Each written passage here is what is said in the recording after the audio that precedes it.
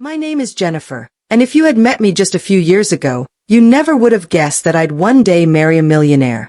I wasn't the type of girl who grew up with silver spoons or summer vacations in Europe.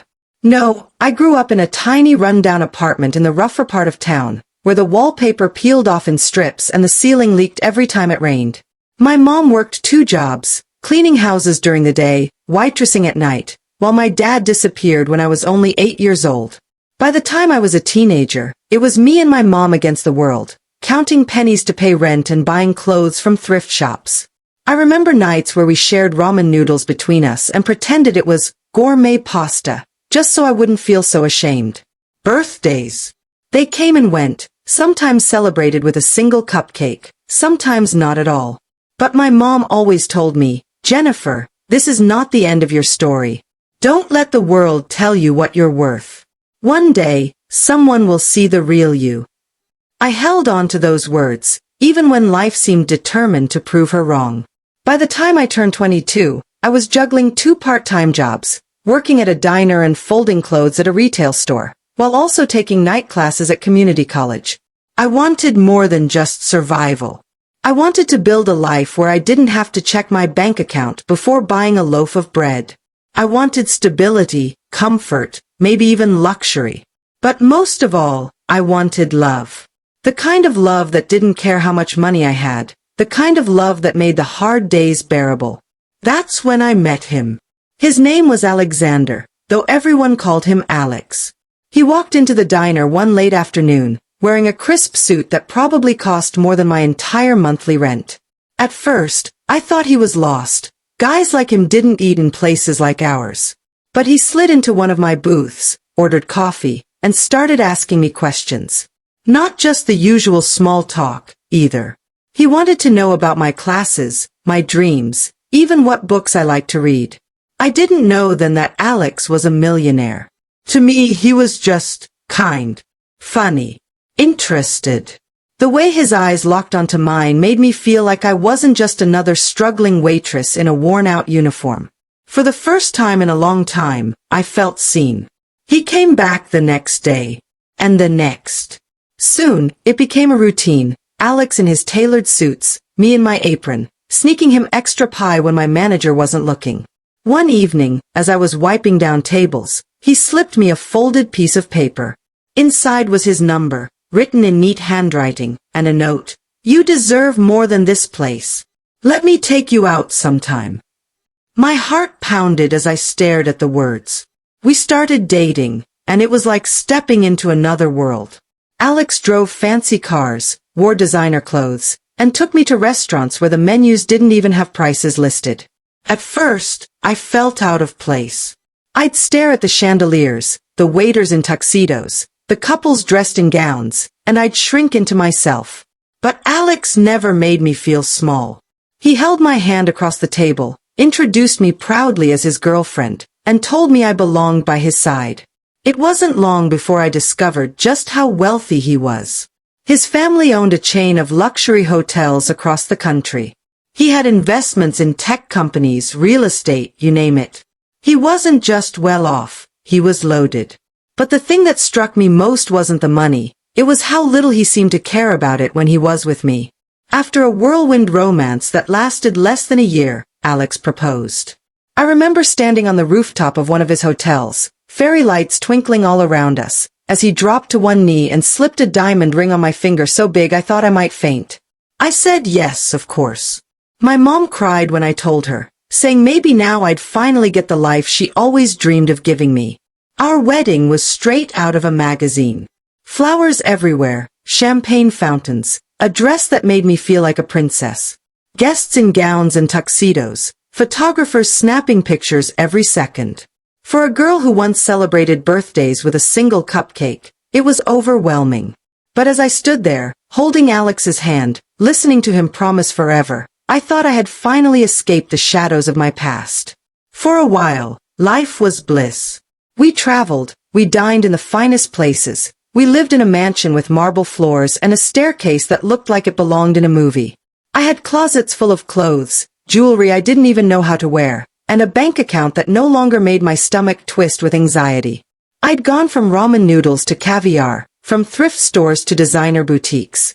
But soon, cracks began to appear. At first, it was little things. Alex never seemed interested in intimacy. He was affectionate, sure, hugging me, kissing my forehead, holding my hand, but when it came to the physical side of marriage, there was always an excuse. Too tired. Too busy. Not in the mood. I tried to be understanding. Maybe he was stressed with work. Maybe he wasn't the type to be overly passionate. But deep down, something gnawed at me. Then there were the secrets. The late nights out, the hushed phone calls he'd take in another room, the way he avoided certain questions about his past. When I confronted him, he'd smile and say, "Jennifer, you worry too much. Don't you trust me?" And I'd nod, ashamed for even asking. But trust only lasts so long when your gut is screaming at you. One night, I found the truth. And once I did, nothing was ever the same again. I'll never forget the night I found out. It was a Friday evening, one of those nights where the whole city seemed alive, lights glittering through the windows of our mansion as cars rushed past outside. I had made dinner, roast chicken, Alex's favorite, or at least I thought it was his favorite, because he never touched it. He barely sat at the table, picking at his plate, eyes glued to his phone. When I asked him about work, he mumbled half-answers. When I reached for his hand, he pulled away, claiming he had to check an email. I tried to swallow the disappointment, telling myself maybe he was just tired. But then his phone buzzed again, and before I could stop myself, I glanced down at the screen. What I saw made my blood run cold. It was a message from someone named D. And it wasn't the words that caught me, it was the heart emoji at the end. My chest tightened, my stomach knotted. I told myself maybe it was innocent. Maybe D was a business partner. Maybe the heart meant nothing. But the way Alex quickly flipped his phone over, face pale, lips pressed tight, it told me everything. That night, he said he had to go out. A late meeting. A client dinner. The usual excuse. He kissed my forehead and left in his sleek black car, leaving me standing there with the dirty dishes and a gut screaming that something wasn't right. I paced the kitchen for what felt like hours before I finally gave in. I grabbed my coat, slipped into my old beat-up car, the one I still kept from before our marriage, and I followed him. My heart pounded the whole way, every streetlight casting shadows that seemed to whisper, "Are you sure you want to know?" I trailed him across the city until he pulled up to a discreet, upscale bar. I parked a block away and crept closer, hiding in the shadows. Through the glass windows, I saw him. Alex. My husband. Laughing. Smiling. And sitting across from him wasn't some business partner or client. It was a man. Tall, handsome, with his hand resting on Alex's arm in a way that made my stomach twist. At first, I told myself maybe they were just close friends. But then Alex leaned in, and their lips touched. Not a quick, polite kiss. A slow, intimate one. The kind of kiss he'd never once given me. I felt like the ground had been ripped out from under me. I stumbled back, my breath ragged, my chest aching like it had been split open. All those months of excuses, the distance, the avoidance, it all made sense now. My husband wasn't just disinterested. He wasn't just tired. He wasn't attracted to me at all. I drove home in a daze, my mind racing, tears blurring my vision. By the time Alex returned later that night, smiling like nothing had happened, I was curled up on the couch, pretending to sleep. He kissed my forehead and whispered, "Good night, Jen." My stomach churned at the sound of his voice. For days, I didn't know what to do. Should I confront him? Should I demand a divorce? Should I pack my bags and leave? But then I thought about my past, the poverty, the struggle, the endless grind of trying to survive. I thought about how my mom used to say, "Don't let the world tell you what you're worth." And a dark, ugly thought crept into my mind. What if leaving him meant going back to nothing? So I stayed. I stayed, even as the truth ate me alive. I stayed, even as Alex continued his late nights and client dinners. I smiled at family gatherings. I posed for photos. I played the role of the perfect wife. Inside, though, I was crumbling. Every time he brushed me off, every time he lied to my face, it felt like another piece of me was breaking. And then came the night that changed everything. I had gone to bed early, exhausted from pretending. Around midnight, I woke up to the sound of voices downstairs. At first, I thought maybe Alex had left the TV on. But as I crept down the stairs, I realized it wasn't the TV. It was Alex. And he wasn't alone. I froze halfway down, peeking through the railing. There he was, sitting on the couch with the same man from the bar. They were laughing softly, sipping wine, their hands intertwined. And then Alex said the words that broke me completely. "I wish I could just be with you. But Jennifer, she's useful. She makes me look good. My family likes her. She doesn't suspect a thing." My breath caught in my throat. My knees buckled. I had to press a hand over my mouth to keep from screaming.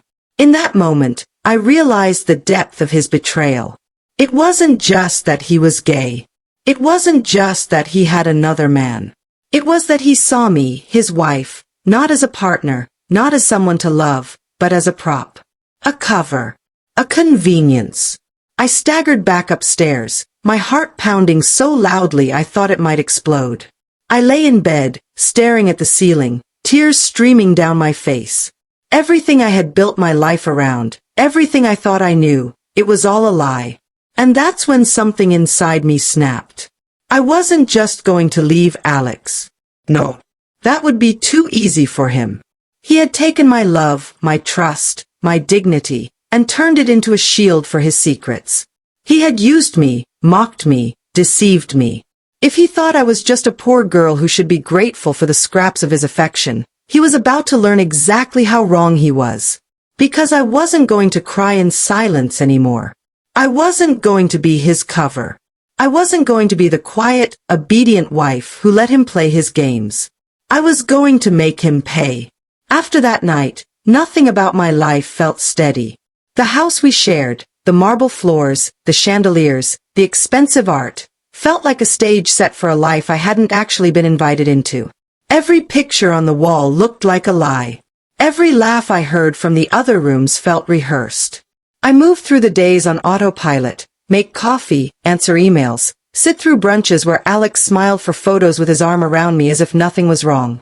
I learned to speak with a smile that felt like taffy on my face, stretchy, fake, and sticky with effort.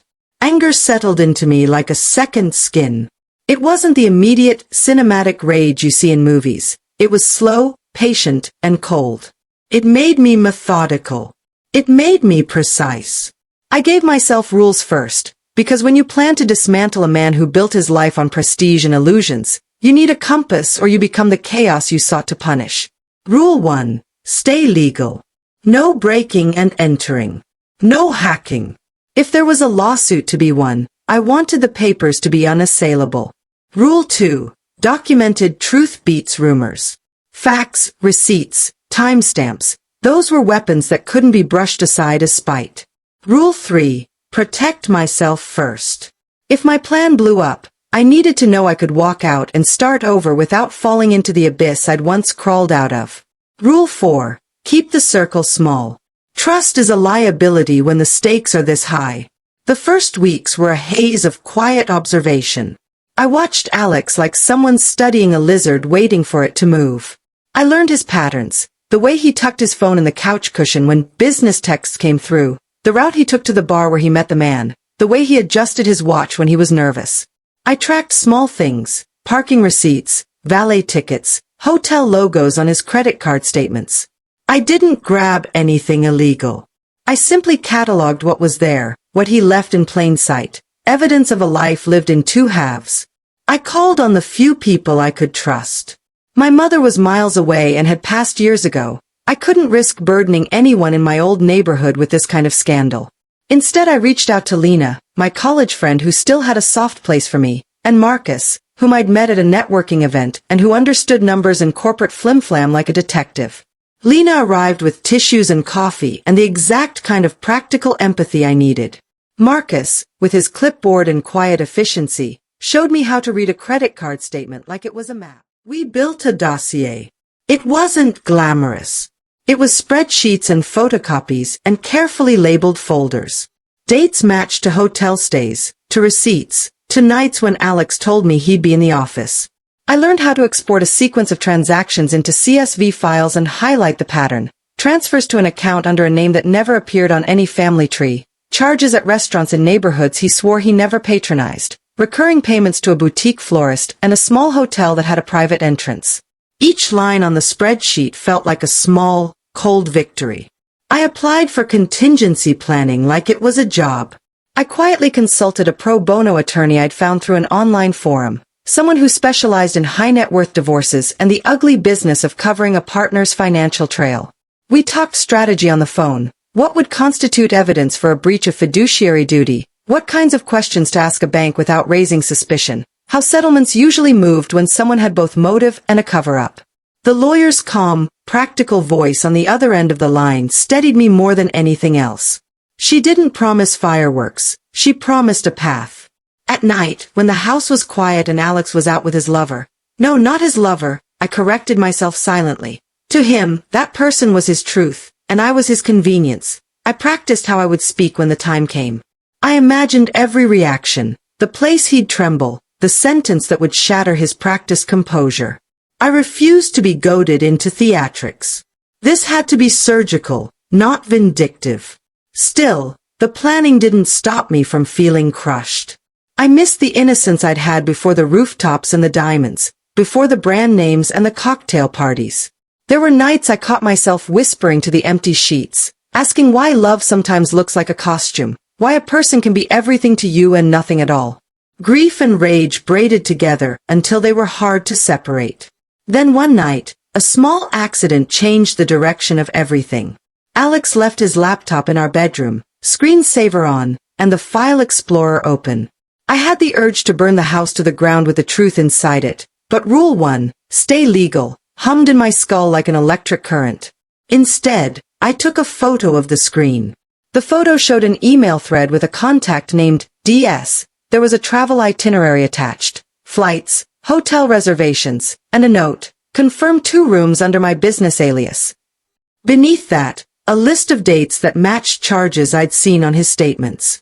It was the confirmation I needed. It wasn't juicy in the way tabloids crave. It was clean and clinical, dates, locations, and a deliberate attempt to obfuscate.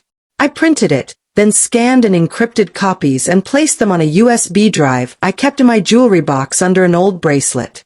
I felt both cowardly and empowered. Cowardly because I had to hide like a thief, empowered because the proof was now in my hands. The more I found, the less I wanted to stay in a role crafted for me by a man who used me as camouflage. But I also understood that leaving had consequences I wasn't sure I could survive. I had tasted luxury and had a mortgage that would crush me if I walked away without a plan.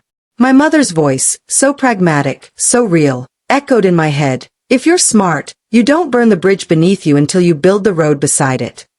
So I did both.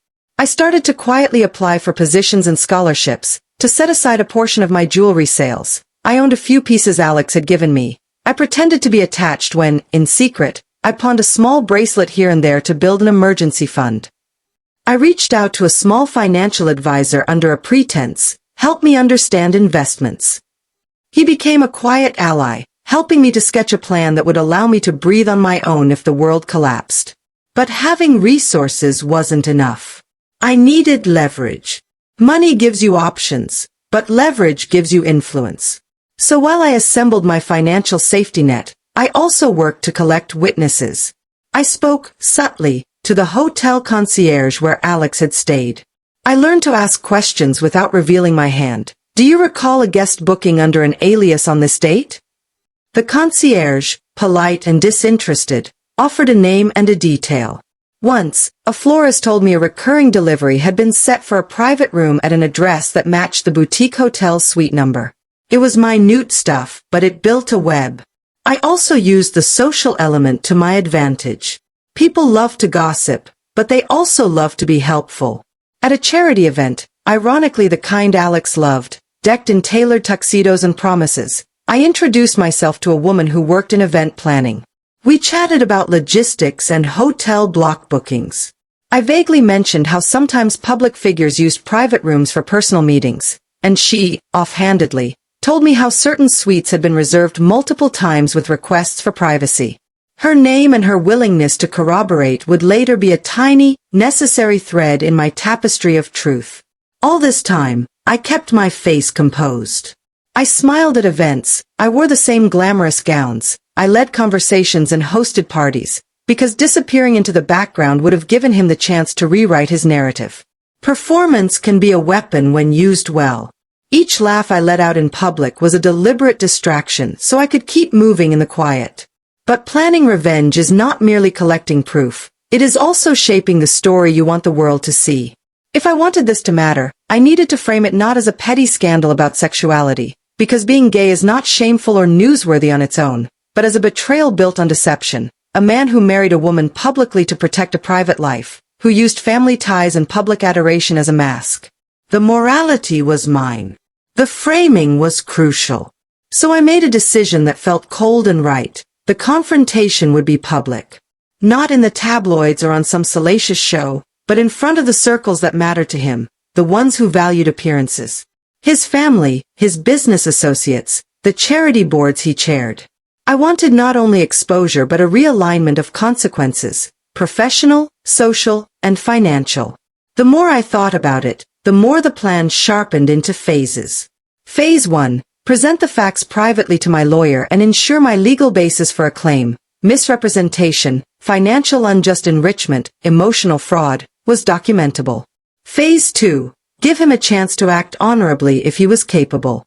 I'm not vindictive for the sake of spite. I wanted accountability. Often, people get a chance to rectify and fail it. Phase 3. If he refused to take responsibility, expose the pattern in a way that forced institutions, his hotel board, investors, community leaders, to question their affiliation with him. These were not whimsical theatrics. These were moves intended to ensure he couldn't easily rebound.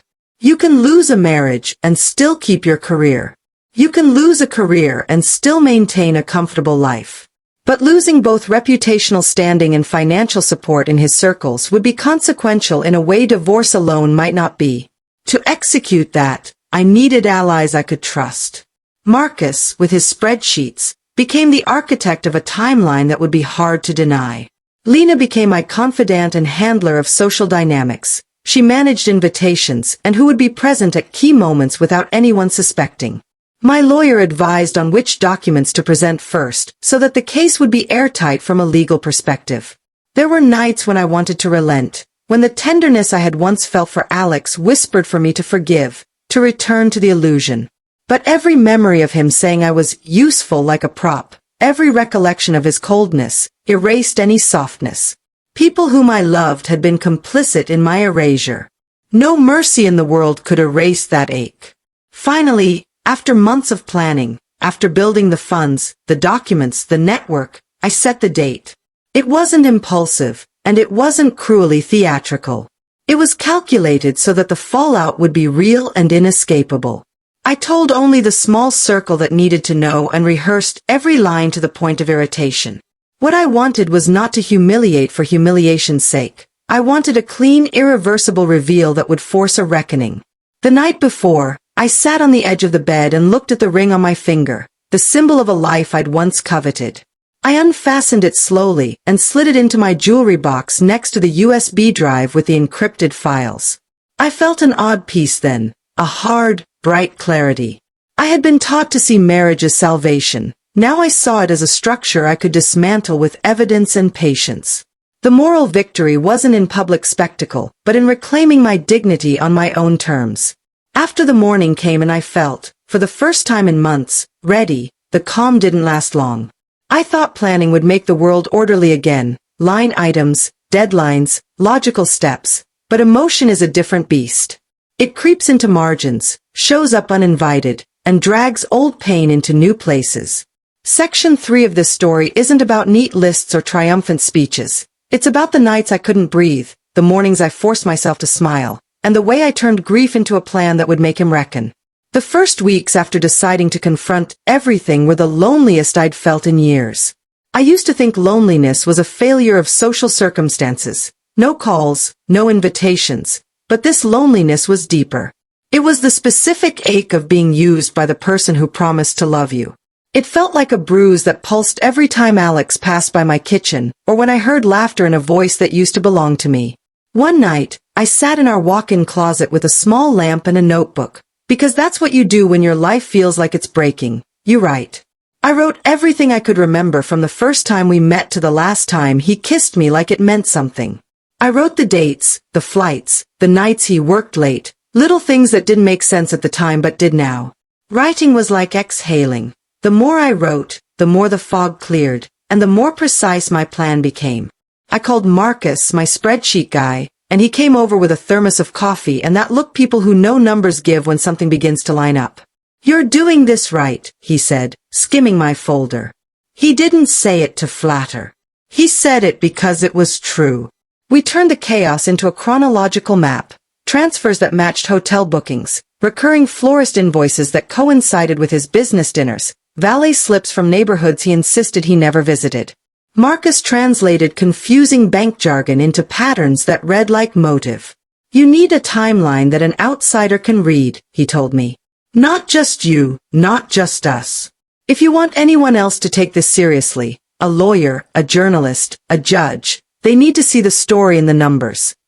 I watched him color code entries and felt a tiny thrill at the order he brought. It was practical, yes, but it was also a bomb, proof that my memory wasn't acting up, that I wasn't making a drama out of nothing. Lena sat with me one evening while I tried on dresses and rehearsed the voice I would use when it came time to speak.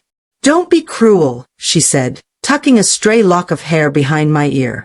"You're doing this for yourself, not to punish him into oblivion." I nodded, but the truth is I wanted both, accountability and the satisfaction of watching a man who disguised himself as something respectable answer for the choices he made.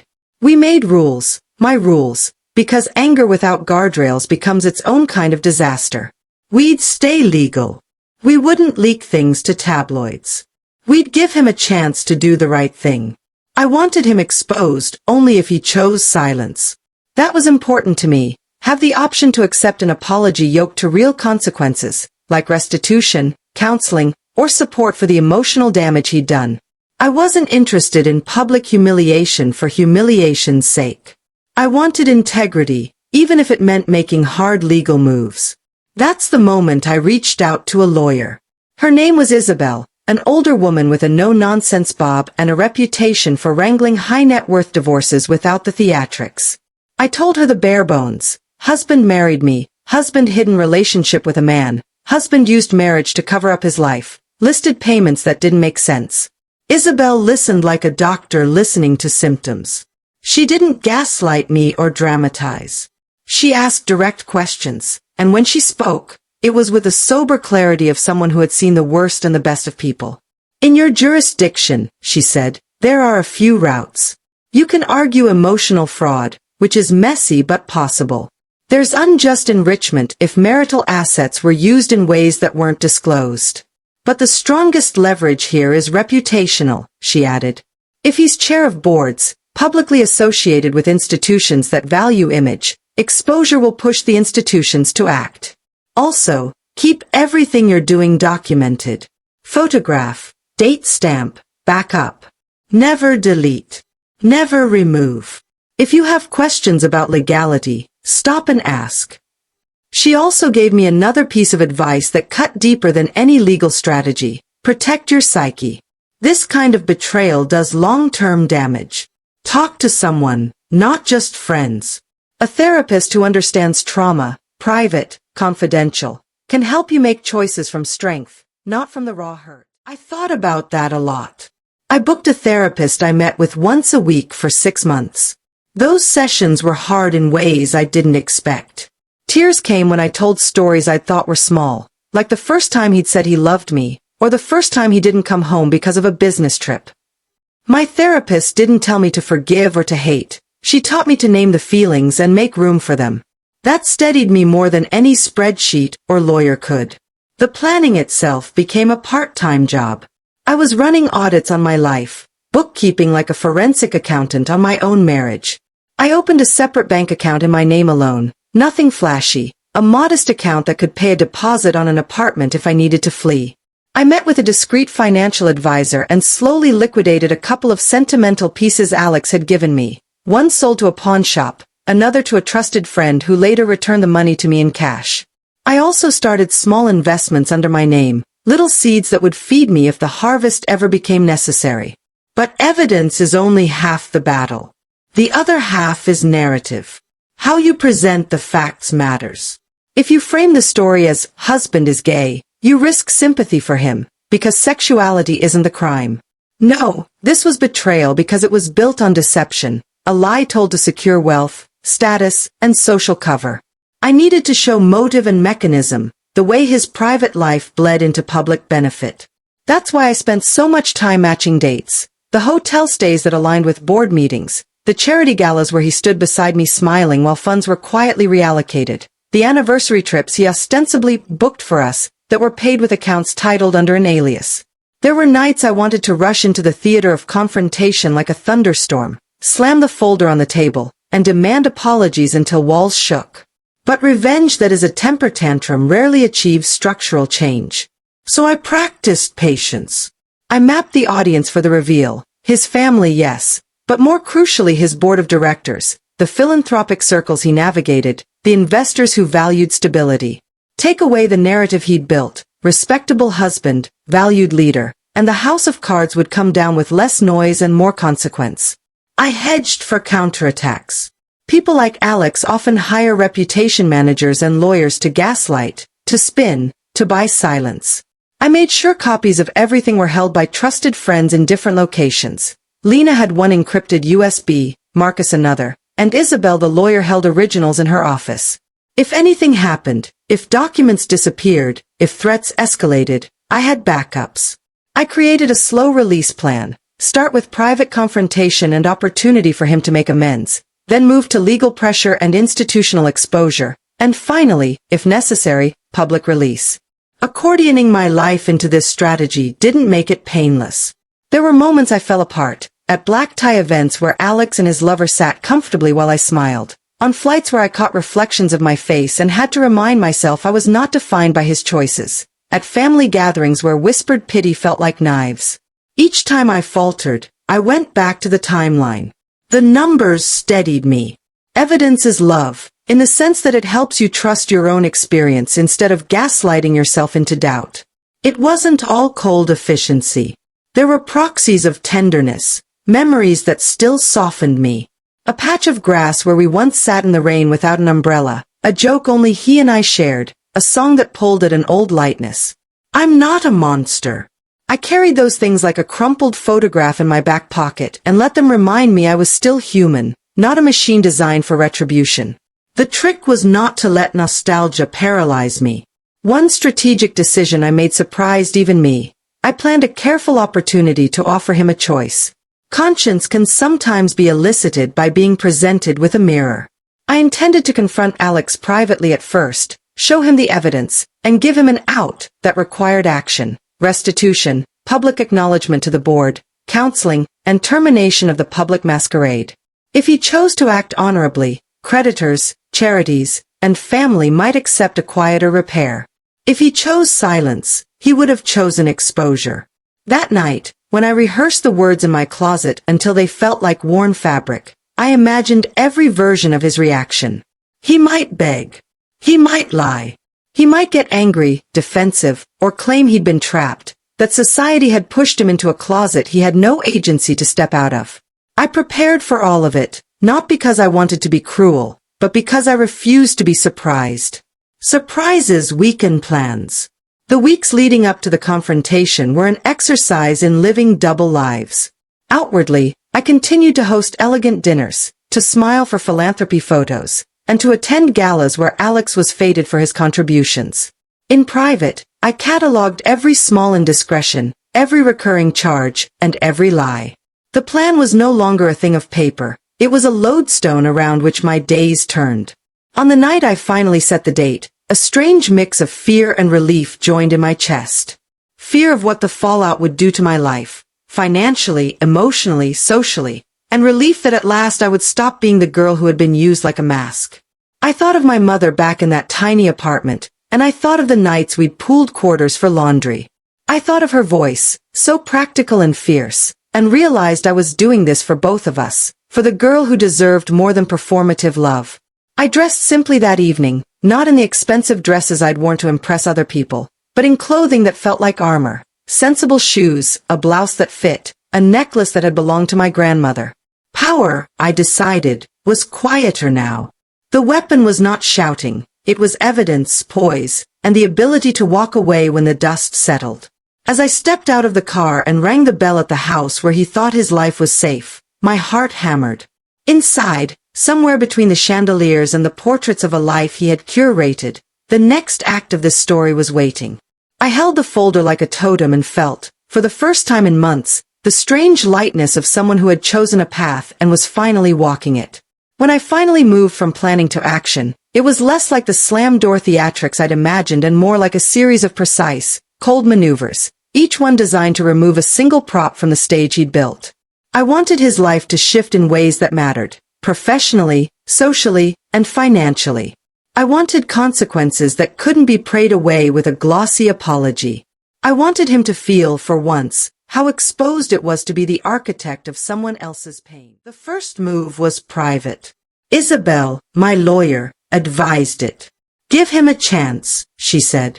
You'll look stronger if you're seen as offering an opportunity for remediation. If he refuses, your next steps will be cleaner. So I set up the meeting the way I'd rehearsed 1,000 times in my head, calm, factual, and utterly uncompromising. We met at our house after dinner. Alex came in with that casual charm he thought disarmed everything, wine stain on his cuff from a hurried sip, a joke halfway out of his mouth. I asked him to sit. I placed the folder on the coffee table between us. The lamp threw a pool of light over the evidence like a spotlight. Alex, I said quietly, you know I love you. I married you because I believed in you. But I have proof you've been living a life without me, using me as a cover. This isn't about who you love. This is about what you chose to hide and how you used me. I watched his face go blank, then pale, then furious. He started with anger. How dare you go through my things? I didn't go through your things, I interrupted, steady. I collected what was left in plain sight, reservations, receipts, transfers. I'm not accusing anyone of who they love. I'm saying you used me. You lied to me. You lied to your family. You lied to the people who invested in your brand. He tried to bargain, pleas of confusion, of being scared, of being trapped. He begged me not to make this about him in public, because of the consequences to his career. I watched him squirm and then offered him the chance Isabel suggested. Public acknowledgement to his closest board members, counseling, a restructuring of shared finances to ensure transparency, and a period of real restitution. Not hush money. Not a quiet fix. An honest, documented repair. He refused. That refusal told me everything. It wasn't that he was incapable of remorse, it was that he valued image and convenience more than making things right. He wanted to preserve his world without altering the scaffolding that had built it. And when a person refuses accountability in private, you have to take it public. Isabel filed the first documents the next week, a carefully drafted request for financial disclosure and a notice of intent to pursue claims that would make his public dealings harder if unaddressed. She did it with procedural diplomacy so it wouldn't read like vendetta, but the message was clear, there would be oversight. She also quietly ensured the bank records and receipts I'd collected were notarized and turned into a chronology that could survive cross-examination. While Isabel handled legal pressure, I set the social stage. If reputation mattered to him, and it did, I wanted to dismantle that reputation in contexts that would actually hurt. I called Lena and asked her to manage guest lists for a charity gala Alex helped organize. She smiled and took it, and I felt an odd mix of guilt and exhilaration. I invited a very small group, carefully chosen, his mother, 2 business associates who sat on industry boards, a journalist friend who owed me a favor but had integrity, someone who would verify facts and not sensationalize. On the night of the gala, the ballroom shimmered with expectation. Alex moved through the room like a king, smiling, shaking hands, collecting compliments. The band played. Speeches were made. I watched his face the way a surgeon watches vitals, calm, professional, waiting for the right moment to act. After his speech, when the applause had died and the cameras were still focused, I asked for the mic. "For those of you who know me," I said, my voice finding the cadence I'd practiced for weeks, "I'm grateful you're here. This charity matters. But tonight I need to speak about something personal that also has public consequences." I told the audience, precisely, unemotionally, about the private offer I'd given him to repair the damage. I made no crude revelations about intimacy or orientation. I framed it exclusively around deception and use of marriage as a public mask. I read a few of the documents aloud, ellipses where names would be irrelevant, and then handed copies to the journalist at the back table. The room's reaction was a slow, flaring thing. People shifted. Faces that had smiled now tightened. A board member who'd once praised his philanthropic work walked toward him as if crossing a fault line. Alex's eyes darted from face to face, and in that moment, watching him realize the ground had shifted, I felt a clarity that had nothing to do with cruelty and everything to do with consequence. The next day, the email began. A board chair asked for an urgent meeting. An investor called his handler with concerns. The business partners who'd once toasted his charm now asked for financial transparency. Institutions that valued image moved quickly. They didn't wait for scandal to define them. Within days, his position on one of the boards was under review. Contracts quietly thawed. The ripple effect was fast and merciless.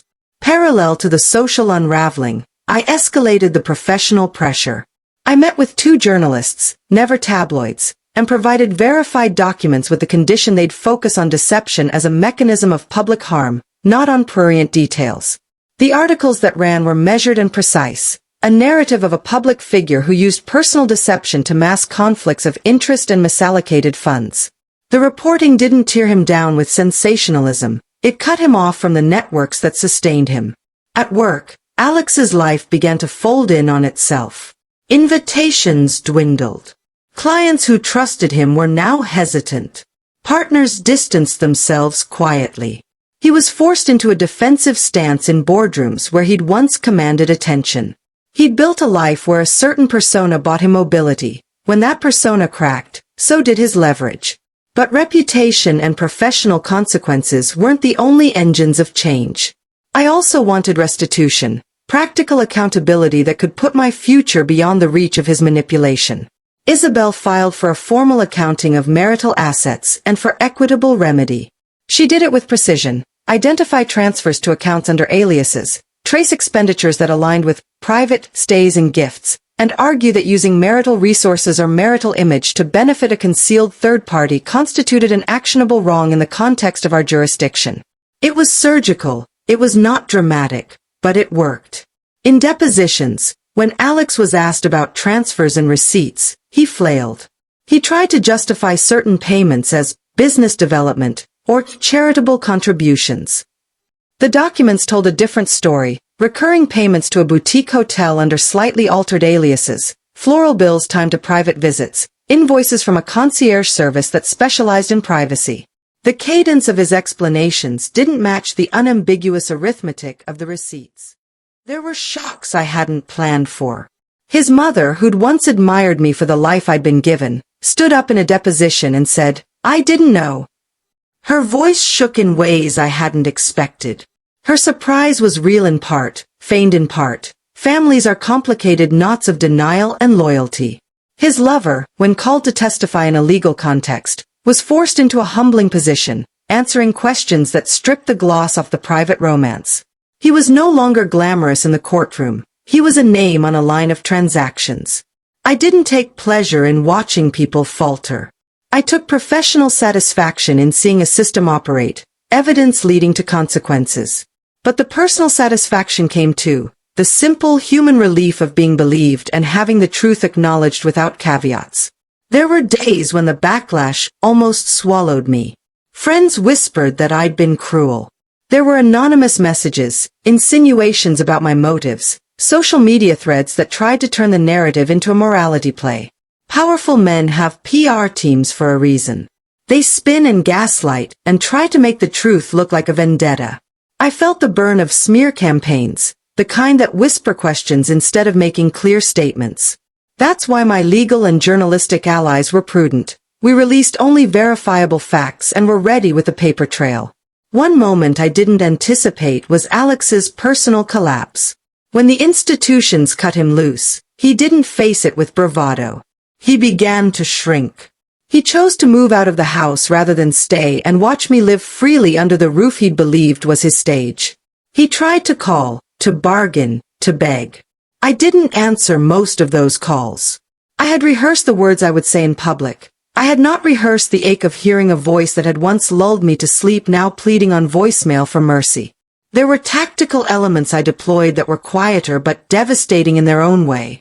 I reached out to the families of clients who'd been involved in transactions we'd uncovered and provided context for patterns that suggested conflicts of interest.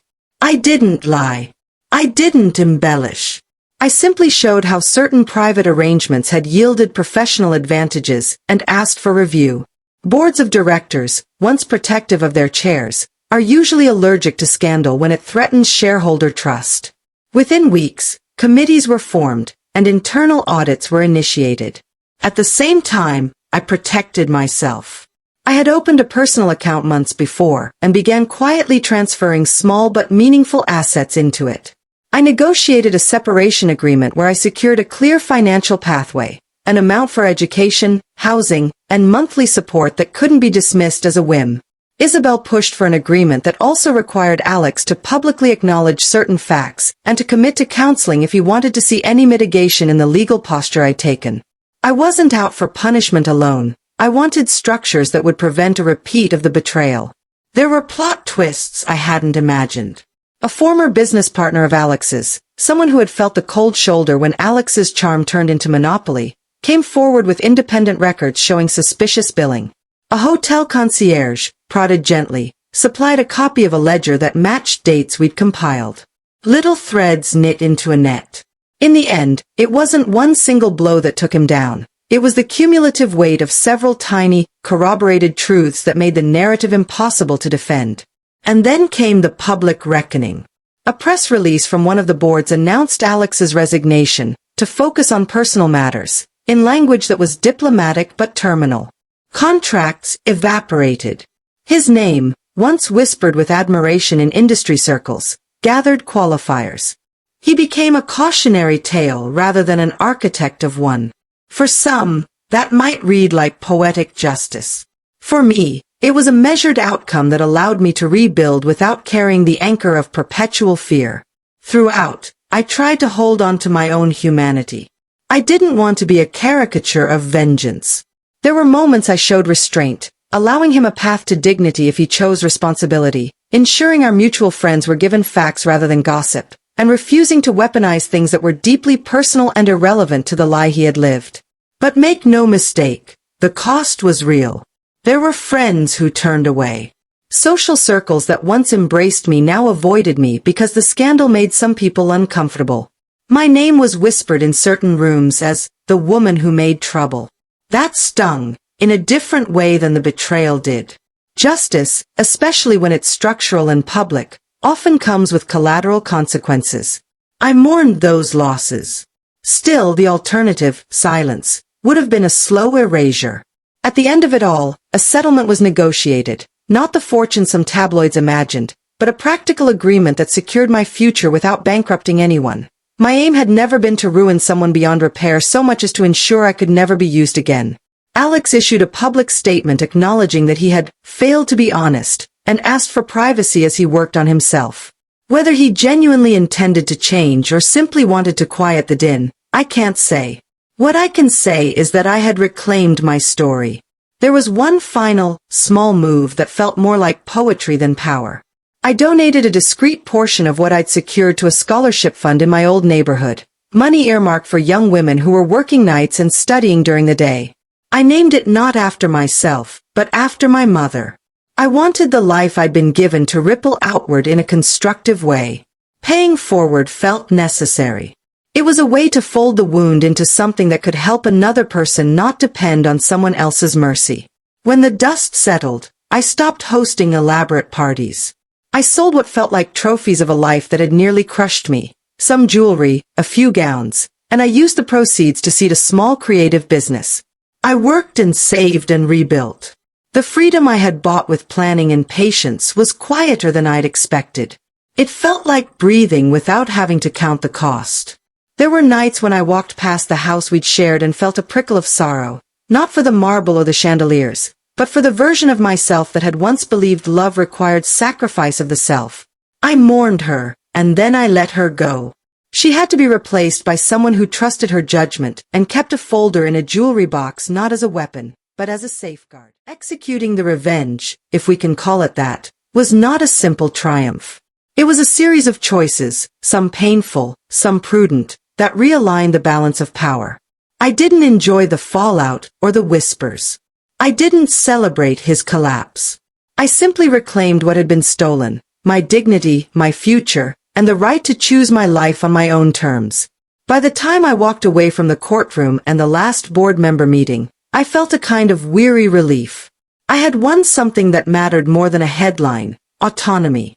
And though the path forward was uneven, I was walking it on my own feet. The final chapter wasn't about revenge for the sake of it. It was about designing a life that could not be used as a prop in anyone else's story again. When I finally moved from planning to action, it felt oddly anticlimactic at first. Not the slam-door movie moment I'd imagined, but a series of small, precise strikes. Revenge, I discovered, is boring in practice and lethal in effect when you do it with patience and paperwork. I wanted consequences that would stick, professional embarrassment that wouldn't be patched over by a glossy apology, social ruptures that would be harder to stitch back together than a signed, "I'm sorry," and a financial settlement that made sure I could never be used again. The first move was private, because good strategy gives the target a chance to redeem themselves. Isabel, my lawyer, had insisted on this. Lay it out. Give him a chance to correct course. If he refuses, you go public. It makes you look reasonable and gives you leverage. So I asked Alex to meet me on a slow Sunday afternoon, in the living room where our wedding photos hung like evidence.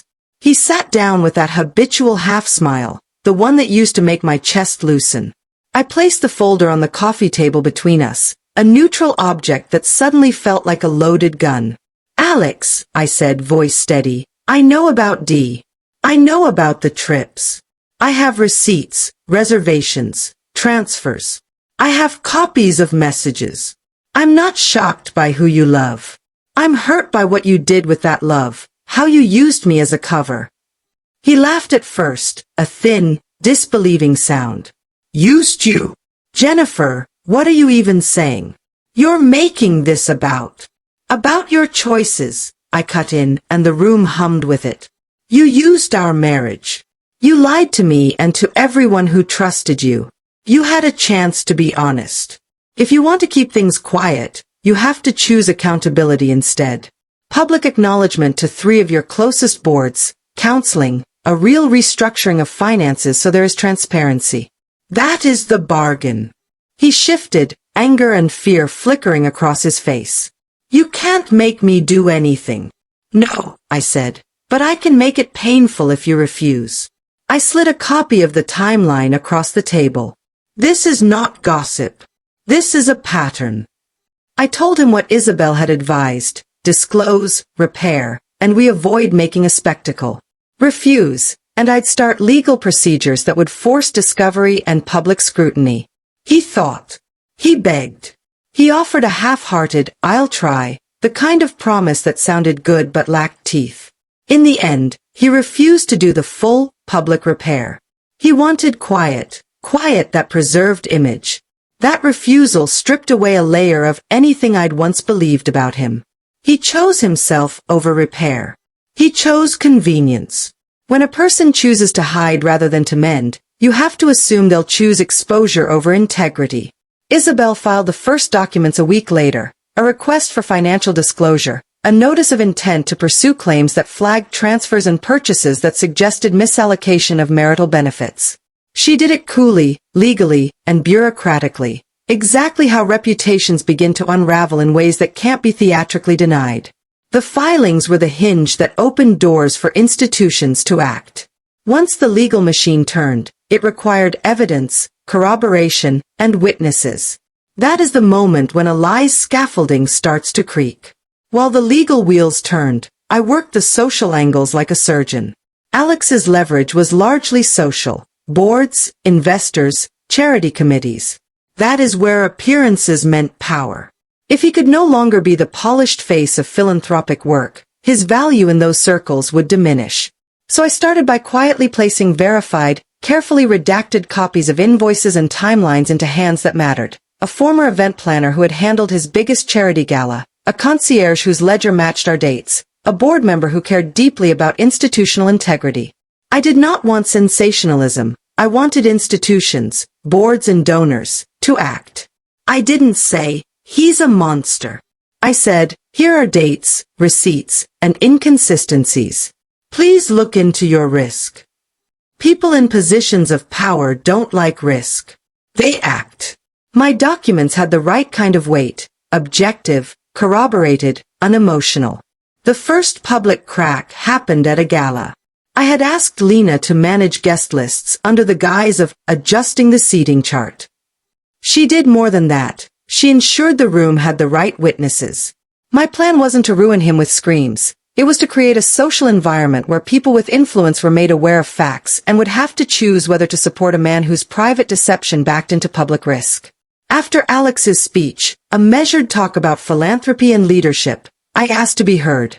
I spoke carefully, about deception as harm, about the way he used the audience's trust as a cloak. I read a few factual entries aloud, nothing salacious, just dates and payments that mapped. The hush in the room felt like a physical thing. Folks shifted, whispered. A board member excused himself to make a call. That night the word review began to float through rooms where his name had once been greeted with deference. Press scrutiny followed, but not in the way tabloids dream about. These were business-minded reporters who cared about conflicts of interest. They asked for evidence and verified it. They published articles with restrained headlines: high-profile philanthropist faces questions over personal deception and institutional transparency. The tone was grave because the facts were grave. He had used marital status to shield a private relationship that had financial implications. It was not about sexuality. It was about deception. Alex's reaction was unsteady at first: frantic calls, legal threats, an attempt to hire a reputation firm. He tried to buy silence, reaching out with exchanges that felt rehearsed and shallow. He even attempted to bribe a concierge who'd corroborated a ledger entry. The concierge, startled, confessed to me the next day and handed me a voicemail. People can be bought cheap, but not everyone is willing to take the coin when the risk involves lying under oath.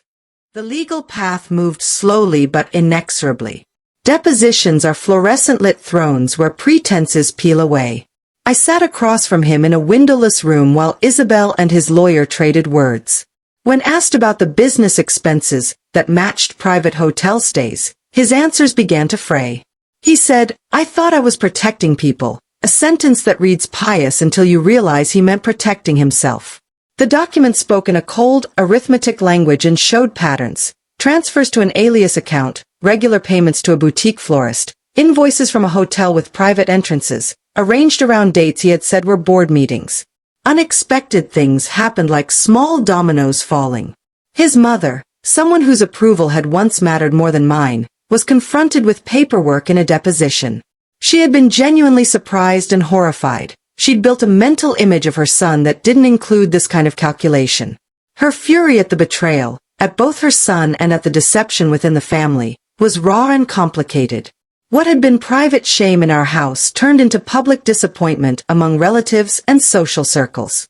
Then there was the lover. That man, D, wasn't the villain in the way stories often cast him. In deposition, he was human and fallible, forced to answer questions about gifts and dates and whether he knew of any payments. He said things that made the whole tableau seem less like a romance and more like a transaction. He admitted to being supported in ways that made sense only when the ledger was turned into a story. That revelation eroded any naive romanticism and laid bare the structure of the deception. One of the most satisfying legal wins wasn't headline-making but practical. I secured an interim financial order that protected my account and forced an accounting of certain disbursements. I'd made a contingency plan early, hidden savings, an emergency account, legal eyes on his transactions, but the court order put a legal leash on his ability to move assets without disclosure. It felt clean, like a stitch that prevented a wound from reopening. There were smaller, quieter moves as well. I reached out to Alex's investors with a letter, again, documentary and calm, outlining conflicts of interest suggested by the ledger. That letter prompted due diligence reviews. Board chairs asked hard questions. When institutions asked questions, reputations frayed.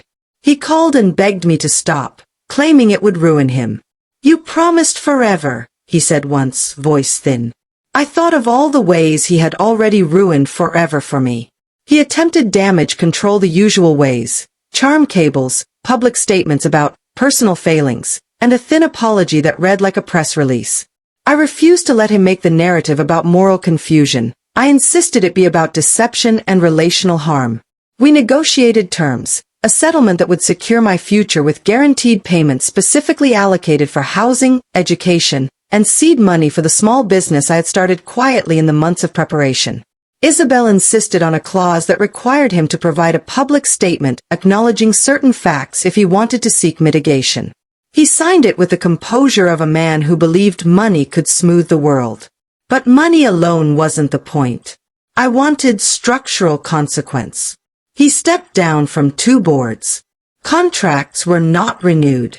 A major investor announced a review of all relationships and declared a zero-tolerance policy for undisclosed conflicts. Those were institutional outcomes that mattered because they hurt his ability to wield influence. And influence was how he had cultivated his privileges. There were moments that felt like petty, perfect justice. At a smaller charity meeting where he was due to speak, I quietly asked the host to delay his introduction. When he walked on stage, expecting adulation, the organizers instead announced an independent review of his past projects. The audience, donors, trustees, colleagues, murmured, and he left with his speech in his hands and no applause. He looked humiliated in a way the courtroom could not manufacture. The humiliated posture of a man who has been socially depowered in the arena where he once shone. Still, executing the plan exacted a cost. People who once called me friend turned away. Some accused me of vindictiveness. Social media offered cheap, cruel commentary. There were nights I cried because some losses were unexpected and sharp. A woman who'd once confided in me about her own struggles now refused to take my calls, citing discomfort about drama. The collateral hurt stung. Justice often looks messy up close. There was also a twist I hadn't anticipated. One of the small boutique hotels that had facilitated a number of the discreet stays sued the lover for non-payment after exposure. In response, that man, hurt and angry, turned on Alex. He handed over copies of messages that included lines like, "Make sure she keeps up appearances," and "Our lives depend on how good you are at covering." Those messages were damning in depositions. The man's spite, a byproduct of our exposure, became my evidence. People who try to keep others silent sometimes forget that humans are unpredictable and that resentment can turn into testimony. Toward the last phase of escalation, Isabel and I structured the settlement in a way that felt like both a legal victory and a moral boundary. He would make fixed payments, the receipts of which had to be verified by a third-party trustee.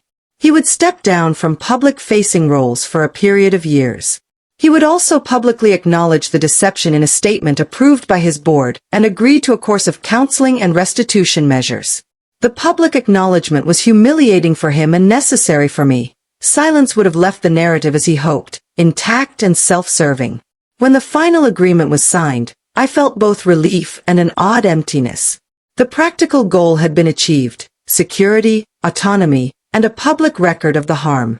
But the heart of it, the quiet ache of childhood hunger, the nights my mother worked 2 jobs, the way I'd learned to be grateful for crumbs, couldn't be undone by legal text.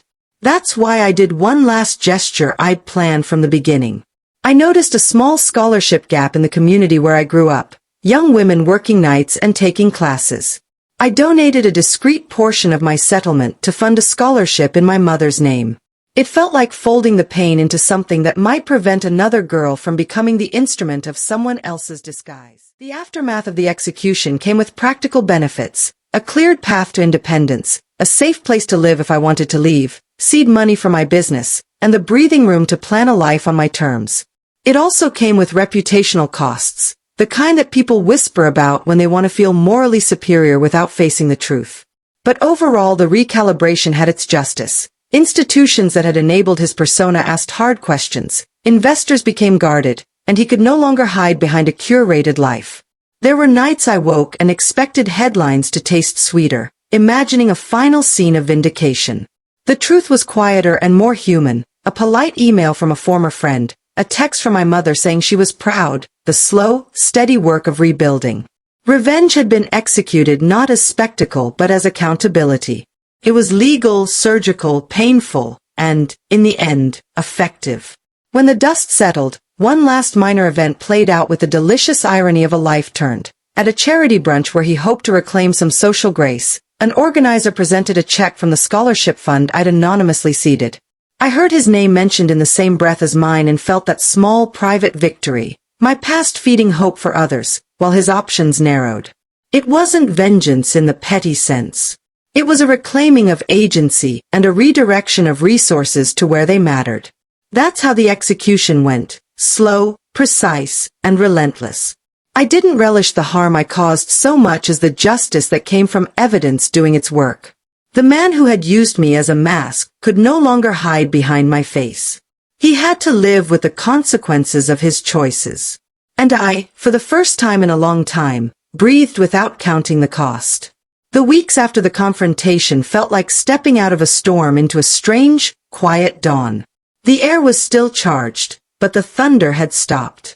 I'd expected to feel triumphant, like I'd won some grand battle, but instead, there was a stillness, a kind of hollow relief. The victory wasn't in headlines or applause. It was in the small, unshakable truth that I'd reclaimed my life.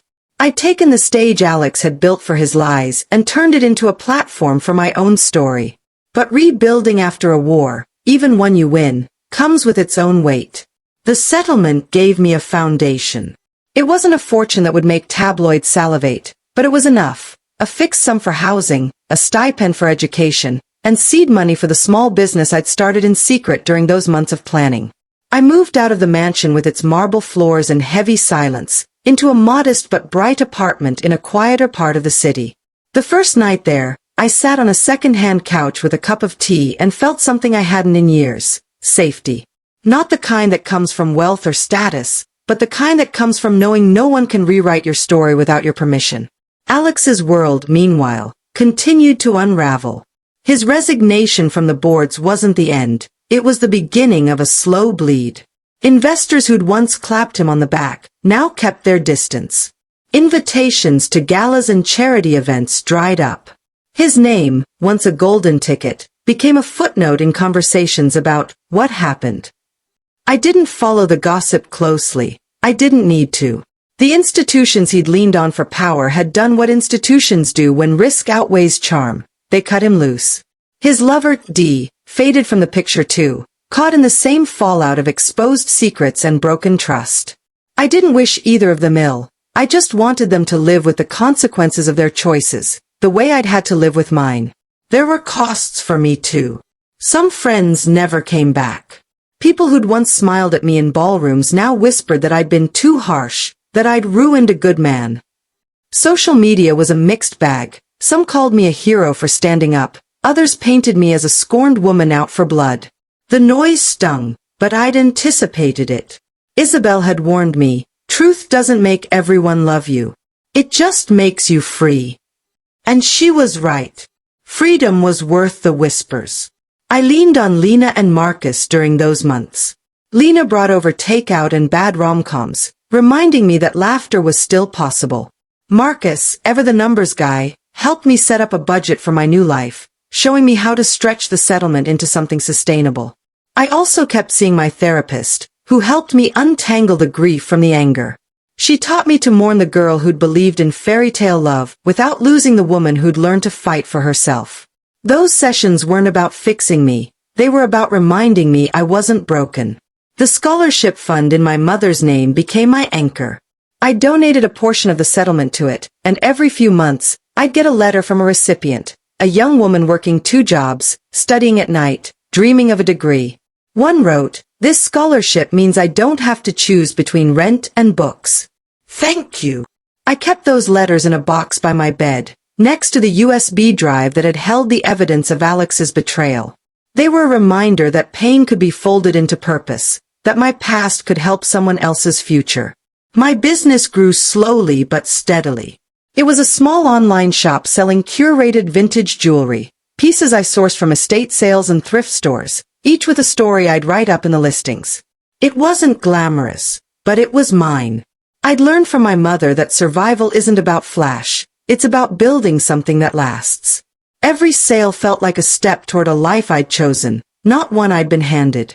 There were moments I didn't expect. One evening, at a community event for the scholarship fund, a woman approached me. She was older, elegant, someone who'd once sat on one of Alex's boards. "I owe you an apology," she said quietly. "I didn't see what he was doing. I should have." Her words weren't loud, but they carried weight. They reminded me that truth, when it lands, can shift even the most stubborn perspectives. I thanked her and moved on, but that conversation stayed with me, a small ripple of validation in a sea of skepticism. Alex reached out once, months later, through a letter. It wasn't an apology so much as a reflection. He wrote about regret, about the pressure to be someone he wasn't, about how he'd hurt people by trying to protect himself. He didn't ask for forgiveness, and I didn't offer it. I read the letter, folded it, and put it away. It wasn't my job to absolve him. My job was to keep moving forward. The lessons came slowly, like seasons. I learned that love isn't a transaction, but it can be weaponized as one. I learned that trust is fragile, but so is deception. It only holds up until someone turns on the light. I learned that revenge isn't about destruction. It's about accountability, about making sure the scales balance. Most of all, I learned that my worth isn't tied to someone else's choices. My mother had been right all along. The world doesn't get to tell you what you're worth. You decide that for yourself. Today, I live a life that's quieter but fuller. I wake up in my apartment, make coffee, and work on my business. I take night classes again, not because I have to, but because I want to literature, history, things that feed my mind. I have friends who know the whole story and love me anyway. I visit my mother's old neighborhood sometimes, dropping off books or supplies for the scholarship recipients. I don't wear designer gowns anymore, but I wear my grandmother's necklace, the one that feels like armor. The scars are still there. I flinch sometimes when I hear a car pull up too fast, half expecting Alex's voice. I catch myself checking my bank account more than I need to, a reflex from the days when every penny mattered. But those moments are fewer now. They don't define me. They're just echoes of a life I left behind. If I could go back to that girl eating ramen noodles with her mom, pretending it was gourmet pasta, I'd tell her, "You're enough. You don't need a mansion or a diamond ring to prove it." And when someone tries to make you a prop in their story, you have the power to rewrite the ending. I'd tell her that karma isn't a lightning bolt. It's the slow, steady work of living honestly, of building a life that can't be taken away. The story doesn't end with me dancing on Alex's grave. It ends with me walking away, head high, knowing I turned betrayal into strength. I didn't just survive, I built something better. And in the quiet moments, when I'm alone with my thoughts, I know that's the truest victory of all.